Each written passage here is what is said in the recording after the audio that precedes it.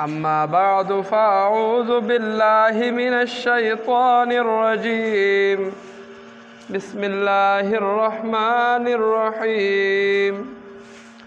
خيركم من تعلم القرآن وعلمه. إن الله وملائكته يصلون على النبي يا أيها الذين آمنوا صلوا عليه وسلموا تسليما. اللهم صل على محمد وعلى آل محمد كما صليت على إبراهيم وعلى آل إبراهيم إنك حميد مجيد. اللهم بارك على محمد وعلى آل محمد كما باركت على إبراهيم وعلى آل إبراهيم إنك حميد مجيد. محترم مسلمانان ورونو،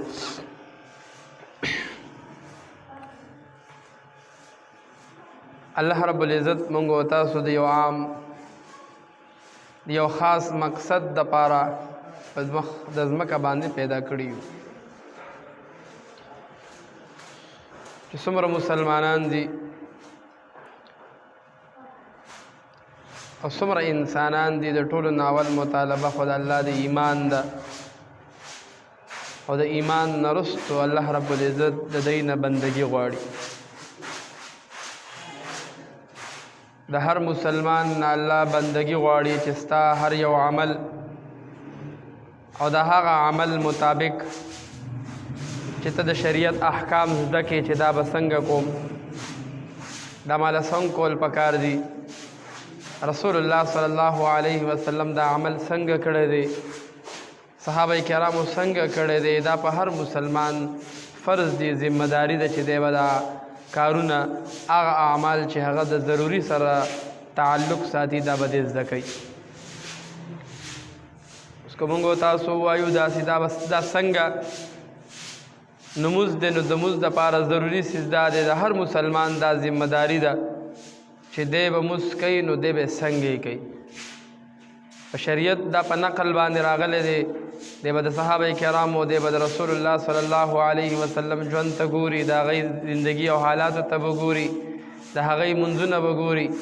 چې صحابه کرامو رسول الله صلی الله علیه وسلم څنګه مونځ کړی دی. دا غرنګې په ژوند کې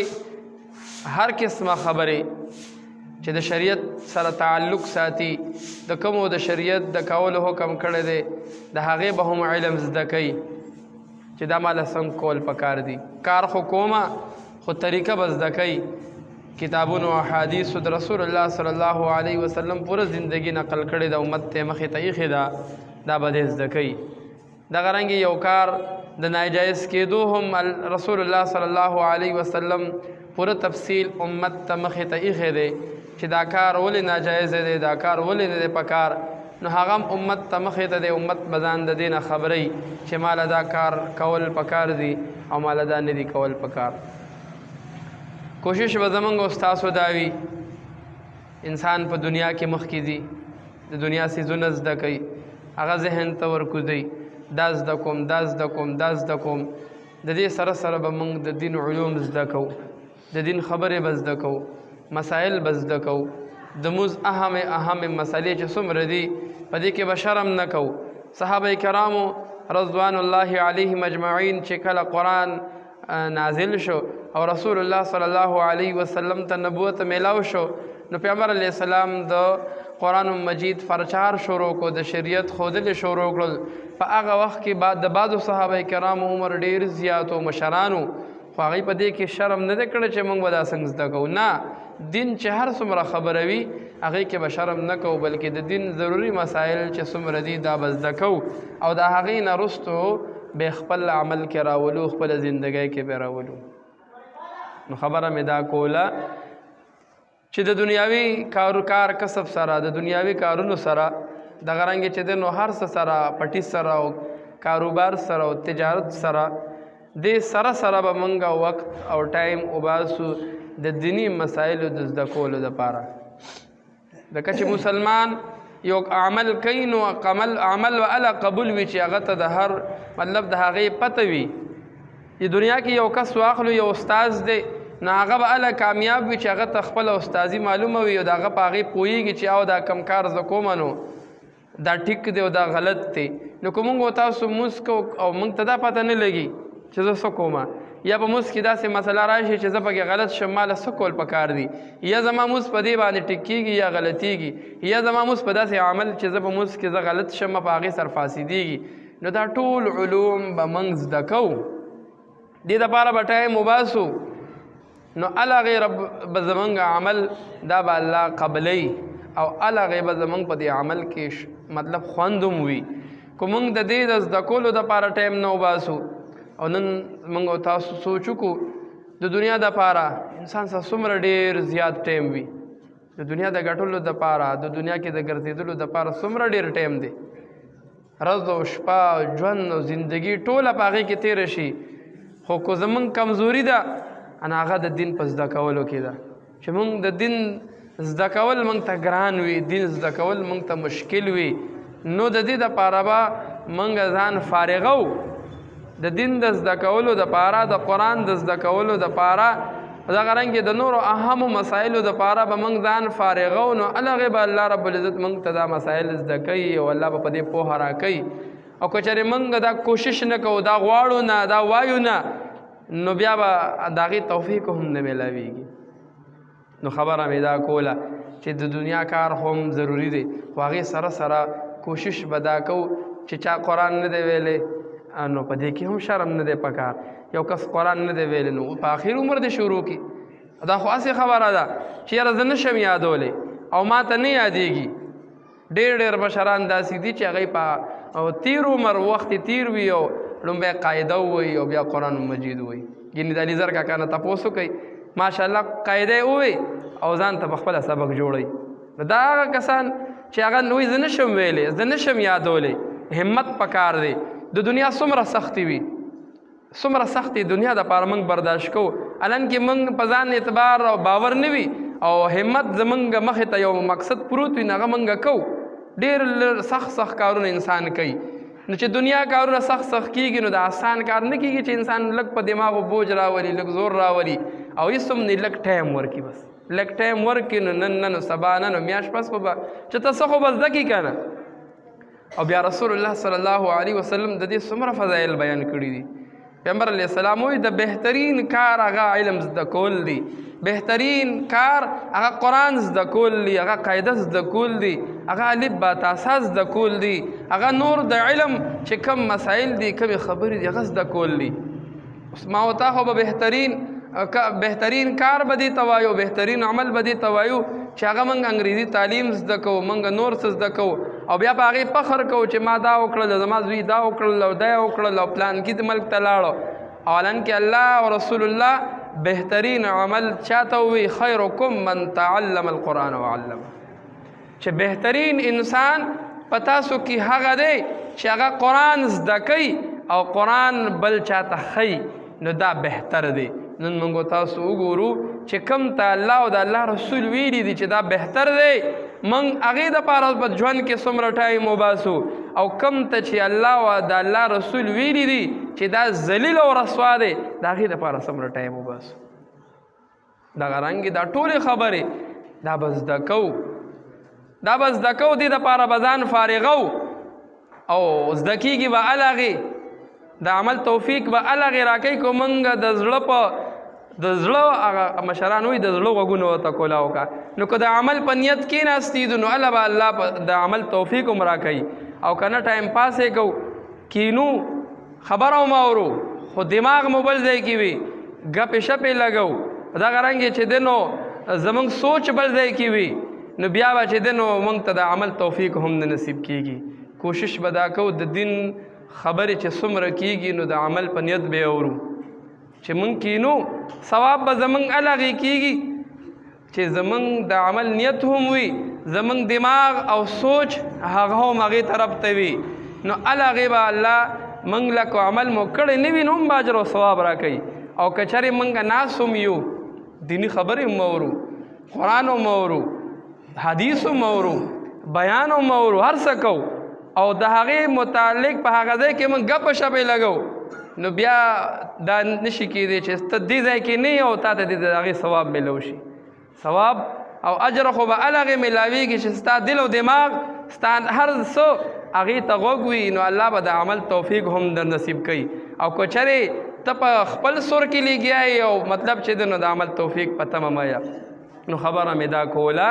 چې رسول الله صلی الله علیه وسلم وفرمایل خیرکم من تعلم القرآن وعلمه بهترین په تاسو کې هغه دی چې هغه قرآن زده کوي او قرآن بل ته ښیي اوس ما او تا به په دې لږونته کې سوچ وکړو چې واقعي په دې کې زه په څه کې یم په کومه درجه کې یم دې درجې ته رسېدلی یم چې بل چاته قرآن ښیم نو که دا رانه الله نه اخلي او زما په تقدیر کې دا نه و نو چې کم از کم په دې کې خو چې راشم چې قرآن زده کړم او چا چې ویلی دی هغوی ته هم خواست دی چې تش په دې نه کېږي چې انسان بس په وړوکوالي کې ختم وکړي او بیا په رمضان کې وس باندې چې د یو ختم کوي نه کم از کم دا د دې حق جوړېږي دا د دې حق جوړېږي چې انسان د ورځې هغه شروحات کې کم از کم چې هغه علما وایي چې ډېر نشي ویلی نو یو سپاره دی وایي نو که روزانه سپاره نشي ویلی نو یو پاو خو کم از کم په سحر کې پکار دی یو صورت نیمه سپاره یو پاو دا ډیلی پکار دی چې انسان د دې قرآن تلاوت کوي د دې سره مینه ساتي او کومو خلکو چې د دې قرآن سره مینه وکړله دې سره وابسته شو دې سره محبت وساتو دا د قرآن عظیم الشان برکت ته چې الله به دا کس برکتي کوي او که چېرې د دغه قرآن نه ما او تا لرې شو او موږ وایو زموږ عزت او زموږ پیسې او زموږ خوشحالي دا په دنیا کې دي نو الله رب العزت وی دنیا هم ذلیله وه او ته ورپسې لاړې ته هم ذلیل شو او که چېرې ما او تا وایو چې زما عزت او زما هر څه د دې قرآن کې دي دا قرآن به وامه دا د الله کتاب دی او دا د الله کلام دی د دې په برکت به زه دعا غواړم الله به زما مسایل حل کوي نو الله د دې فیصله کړې ده چې د دې په برکت به زه څه کومه تا مسایل به هم حل کوم ستا له به زه شفا هم در کومه نو محترمو ډېرې خبرې دي چې دا به موږ زده کوو دې له به ټایم وباسو نو هله به الله د عمل توفیق نصیب کوي او که دې له موږ ټایم نه وباسو دا زده کوو نه ژوند دی ژوند خو سپي هم تېروي ځناورې هم تېروي ولې هغوی کې د هغوی تربیت نه کېږي د هغوی نه مطالبه هم نشته که هر څنګه تېر کو خو مسلمان دی چې قدم اخلي نو دی به سوچ کوي چې دا قدم بې ځایه اږدم که په ځایه اږدمه که ګوري نو سوچ به کوي چې کم خوا ګورمه که روان دی سوچ دا به ذهن کې وایي چې زه چېرته ځم زما له څه کول پکار دي ما له دا کول پکار دي ما له څه کول پکار دي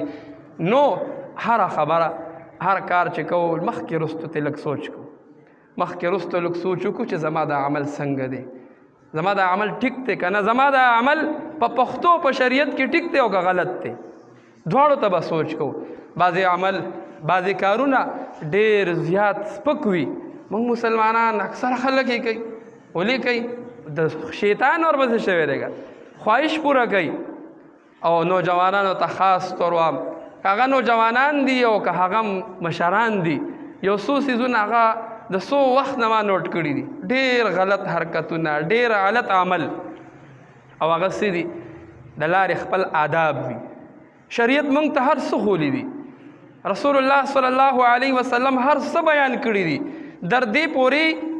اصحاب یهودیانو به ټوکې کولې وي ستاسو دا پیغمبر تا ته د اودس ماتې چل هم ښیي نو رسول الله صلی الله علیه وسلم ګوره څه پرېښودي نه دي د اودس ماتې چل یې ورته ښولی دی دا چل به کې دا چل به کې دا چل به کې کور ته به داسې ځي جومات ته به داسې ځي ډوډۍ به په دې لاس خوري هر څه ویلي دي نو د لارې خپل آداب وي چې کوشش کوو او حدیث کې راځي رسول الله صلی الله علیه وسلم فرمایلی دي په لاره یو کس ځي سلام به کوي څه به کوي سلام به اچوي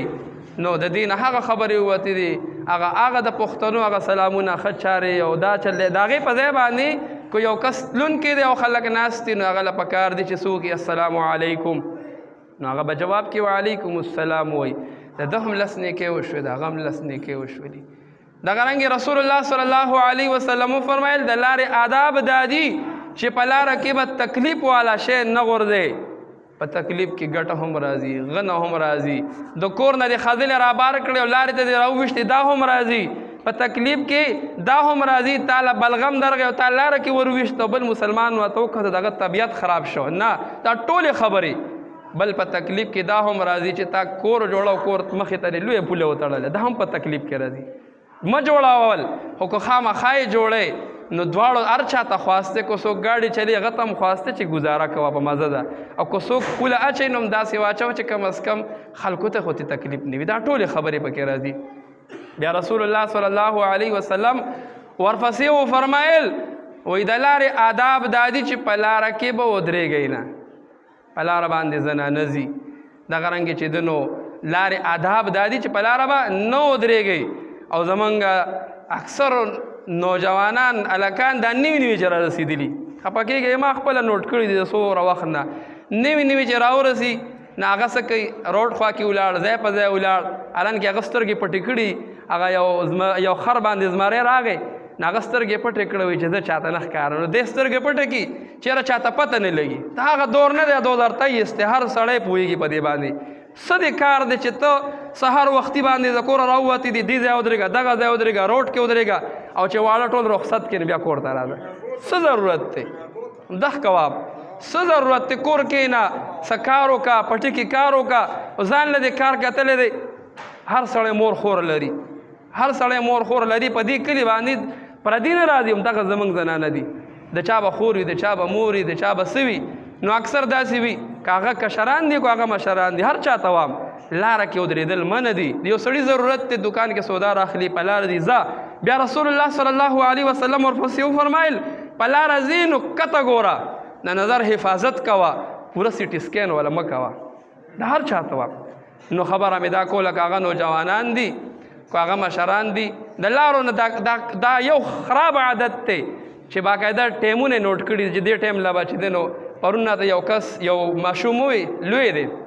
وی اپی صاحب دا خو څه کې نومونه یې ولی ایښي دي دا اکسلای ده او دا الموزین دی او دا پلانکې دی او دا ټاساټی دی دا نومونه نو لږ مهرباني دا به سبا له موږ به د څه امید ساتو موږ خو لس تړه شي ماشومانو تربیت کو د هغې نه دا شی جوړېږي نو لږ مور او پلار ته هم دا دعوت ته چې لږ ورته نګراني دي د خپلو ماشومانو کوئ چې دی سهار وختي راووتو یا دی یو ورځ تا نوټ که چې دی په لاره کې ولاړ دی نو تپوس دې وکړه څه چل دی ولې پلار دی واده دی که څه کیسه ده چې د لاره کې ولاړې نو که مور پلار دا نګراني شروع کړله بیا به یې سم نه وي نو ټولو ته دغه گزارش دی د خپل حیا خیال ساتئ د خپل عزت خیال ساتئ خپل ژوند صحیح معنو کې تیر کړي چې سبا له درپسې په دې کام قبیله کې په کلي کې څوک غلط آواز ونه کړي چېرې د پلانکي زوی داسې دی نو پلانکۍ زوی خو هغه خو دله دی خو هغه کم از هغه پلار یې ځان سره وشرمو نو لږ غونته کې نوجوانانو ته وایم د خپل عزت خیال ساتئ تاسو پسې به سبا لوی خاندان به وي خلک به مو یادوي نو داسې غلط حرکتونه په دې هېڅ هم نه میلاویږي که لاره کې یو سړی ودرېږي او مطلب یو زنانه را روانه ده ویې کتل ورته نو څه چلو شه دله څه راله پکې